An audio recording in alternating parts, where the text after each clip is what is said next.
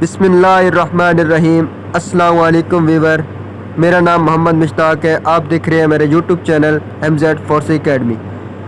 تو آپ لوگوں کا ٹائم میں ضائع نہیں کروں گا، تو چلتے ہیں ویڈیو کا آغاز کرتے ہیں۔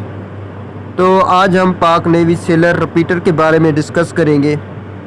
سب سے پہلے یہ ہے کہ نیوی سیلر میں ریپیٹر کا کیا سین ہوتا ہے۔ دوسرے نمبر پر ہے یہ ہے کہ کیا ریپیٹر کے سلیکشن کے چانس زیادہ ہوتے ہیں، مطلب جب اس کے سلیکشن کے چانسز زیادہ ہوتے ہیں، کیا آپ کو اس بار ریپیٹر کے طور پر جاننا چاہیے۔ تو ہم نے اس ویڈیو میں نے ایک ایک چیز واضح بتائی ہے، ٹھیک ہے۔ ویڈیو کو اینڈ تک دیکھنا ہے، ایک ایک پوائنٹ کو سمجھنا ہے، ٹھیک ہے۔ تو چلتے ہیں، ہم اب ویڈیو کا آغاز کرتے ہیں۔ تو ہمارے پاس جو فرسٹ سوال جو آ جاتا ہے کہ کون سے کینڈیڈیٹ ہیں جو ریپیٹر بنتے ہیں، ریپیٹر کے طور پر جاتے ہیں۔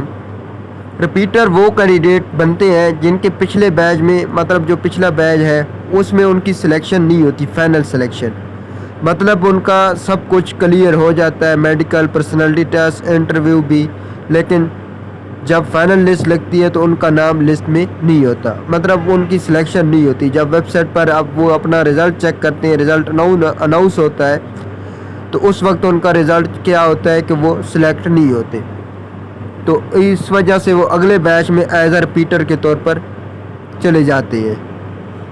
چلتے ہیں ہم اپنے دوسرے کویشچن کی طرف۔ دوسرا کویشچن ہمارے پاس یہ ہے کہ ریپیٹر بننے سے کیا فائدہ ہوتا ہے۔ اب دیکھیں نا، آپ ریپیٹر تو بن رہے ہیں، آپ کو فائدہ اس میں کیا ہے؟ تو کوئی فائدہ ہوتا ہے تو بندہ ریپیٹر بنتا ہے۔ چلو دیکھتے ہیں۔ ریپیٹر بننے کا فائدہ یہ ہوتا ہے کہ آپ جب رجسٹریشن کرواتے ہیں آن لائن اور اپنی ڈیٹ خود سلیکٹ کرتے ہیں، جو بھی اپلائی کرتے ہیں، جو بھی چاہے وہ فریش جا رہا ہے یا جو بھی ہے، آپ نیوی والوں نے یہ فائدہ دیا ہوا ہے کہ آپ اپنی مرضی سے سلیکشن سینٹر بھی رکھ سکتے ہیں اور اپنی مرضی سے اپنی ڈیٹ بھی رکھ سکتے ہیں۔ جس دن آپ کا ٹیسٹ ہوتا ہے، آپ جاتے ہیں اپنے سینٹر پر، آپ کی مرضی ہوتی ہے کہ آپ ادھر ریپیٹر کے طور پر اپنی سٹیمپ لگوا لیں، مطلب پاسنگ مارک کی میں کہ آپ پاس ہیں، مطلب آپ کا یہ ہے کہ کمپیوٹر پر جو ٹیسٹ ہو رہا ہوتا ہے وہ آپ کا نہیں ہوگا، کیونکہ جو کہ آپ کے پچھلے ٹیسٹ کی بیس پر آپ کو پاس کیا جائے گا اور آپ کو پاسنگ کی مور لگا دی جائے گی، ٹھیک ہے۔ تو نیکسٹ کویشچن کی طرف ہم چلتے ہیں۔ نیکسٹ کویشچن ہمارے پاس یہ ہے کہ ریپیٹر کی سلیکشن کے کتنے فیصد چانسز ہوتے ہیں، سلیکشن کے کتنے فیصد چانسز ہوتے ہیں۔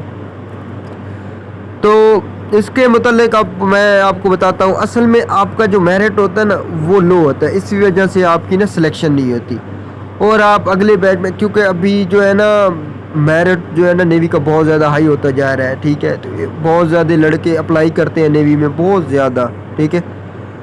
اسی وجہ سے میرٹ لو ہو جاتا ہے، مطلب کمپٹیشن بہت زیادہ ہے۔ تو چلتے ہیں، آپ اگلے بیچ میں ریپیٹر بن جاتے ہیں، مگر آپ کی سلیکشن نہیں ہوتی، آپ اگلے بیچ میں ریپیٹر بن جاتے ہیں، اور آپ کو سینٹر والے بھی کہتے ہیں کہ آپ ریپیٹر بن جائیں، ٹھیک ہے۔ سینٹر والے بھی کہتے ہیں کہ آپ ریپیٹر بن جائیں، تو آپ بن جاتے ہیں، مطلب آپ ریپیٹر کی مور لگوا لیتے ہیں۔ لیکن آپ کو میں اپنا 4 سال ایکسپیرینس آپ لوگوں کے ساتھ میں شیئر کرتا ہوں، ٹھیک ہے، کہ آپ کو ریپیٹر بننا چاہیے، کہ آپ ریپیٹر بننا چاہیے یا نہیں بننا چاہیے۔ تو چلتے ہیں، میں آپ کو اپنا 4 سال ایکسپیرینس کا بتاتا ہوں کہ کیا ہے۔ میں اپنے 4 سال ایکسپیرینس کے مطابق یہ نوٹ کیا ہے، مطلب اپنے 4 سال ایکسپیرینس میں یہ میں نے نوٹ کیا ہے کہ جو ریپیٹر بنتی ہے نا، جیسا کہ ایک سینٹر پر 70 ریپیٹر بنے ہیں، ان میں سے ٹوٹل 1 سے 2 لڑکے سلیکٹ ہوتے ہیں، مطلب 1 سے 2 لڑکے صرف سلیکٹ ہوتے ہیں، یا پھر ہوتے بھی نہیں ہیں۔ کبھی کبھی ایسا ہوتا ہے کہ ریپیٹر ادھر سلیکٹ ہوتے بھی نہیں ہیں۔ اب جیسا کہ الفا 24 اور چارلی 23 ابھی جو گزر رہا ہے، میری نظر میں ابھی تک نا، جو کیونکہ میں گروپس وغیرہ میں تیاری کرواتا ہوں، تو ابھی تک میری نظر میں جو ریپیٹر تھے 2 سے 3، لیکن یہ بھی میں شاید زیادہ کہہ رہا ہوں، ٹھیک ہے، 2 سے 3 لڑکے ہی سلیکٹ ہوئے، جو کہ نہ ہونے کے برابر ہے، کہ بہت زیادہ کم چانس ہے، ٹھیک ہے، بہت ہی کم، ٹھیک ہے، نہ ہونے کے برابر۔ تو اگلا کویشچن ہمارے پاس ہے، کیا اب آپ کو نیو بیچ میں رپیٹر بننا چاہیے؟ جیسا کہ اب دیکھیں میں آپ لوگوں کو پیچھے بتا چکا ہوں کہ رپیٹر سلیکٹ ہوتے ہیں، کتنے ہوتے ہیں آپ لوگوں نے دیکھ لیا ہے، ٹھیک ہے۔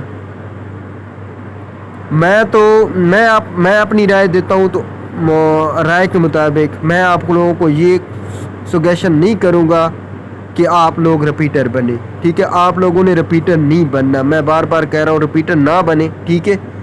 رپیٹر نہیں بننا، آپ لوگوں نے فریش جانا ہے، آپ لوگوں نے ٹیسٹ دینا ہے، آپ لوگوں نے اپنی اچھے سے تیاری کرنی ہے، دوبارہ ٹیسٹ کی تیاری کرنی ہے، انشاءاللہ آپ سلیکٹ ہو جائیں گے، ٹھیک ہے۔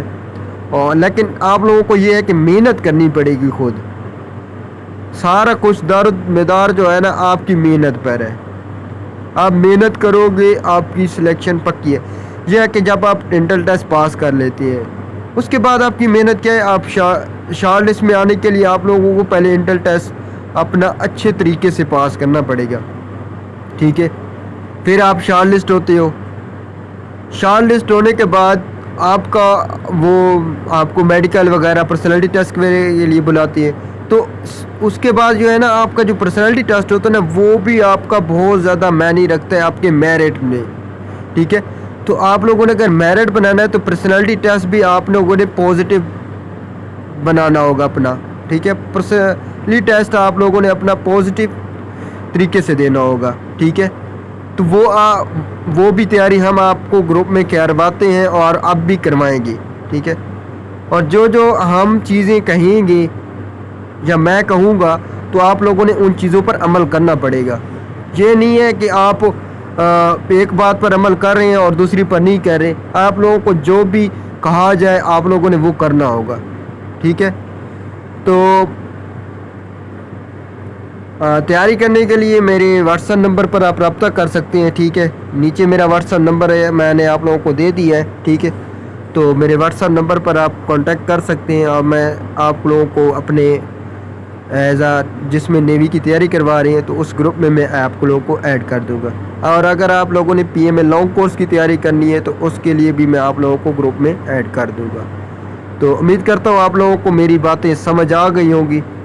تو اللہ حافظ، دعاؤں میں یاد رکھیے گا، انشاءاللہ پھر کسی امپورٹنٹ ٹاپک پر ویڈیو اپلوڈ ہو جائے گی۔